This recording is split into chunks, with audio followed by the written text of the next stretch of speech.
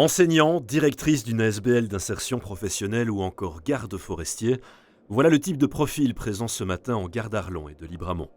L'heure est à la mobilisation pour ces travailleurs qui déplorent les réformes et mesures d'économie lancées par le gouvernement fédéral. On retiendra notamment l'enseignement et surtout les pensions.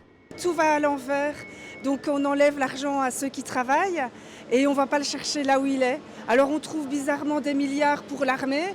Alors oui, ok, il faut se défendre, mais il y a certainement d'autres moyens de le faire. Les décisions ne peuvent pas être prises dans des bureaux à huis clos sans se soucier de la vie de la population.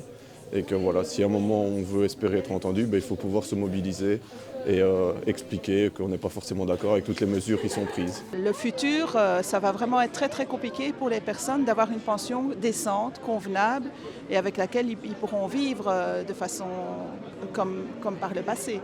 Sur son site internet Bleu contre Rouge, le mouvement réformateur dément point par point les arguments donnés par les syndicats. Il explique notamment qu'en 10 ans, le gouvernement va dépenser 10 fois plus en politique sociale qu'en budget défense.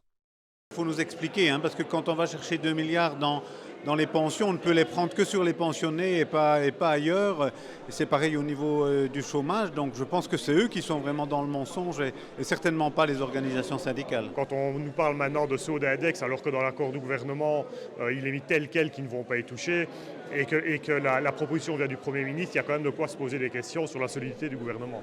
Du côté des syndicats, on se réjouit de cette mobilisation d'ampleur. La dernière remonte à 2016 sous le gouvernement Michel, qui avait décidé de relever l'âge de la pension à 67 ans.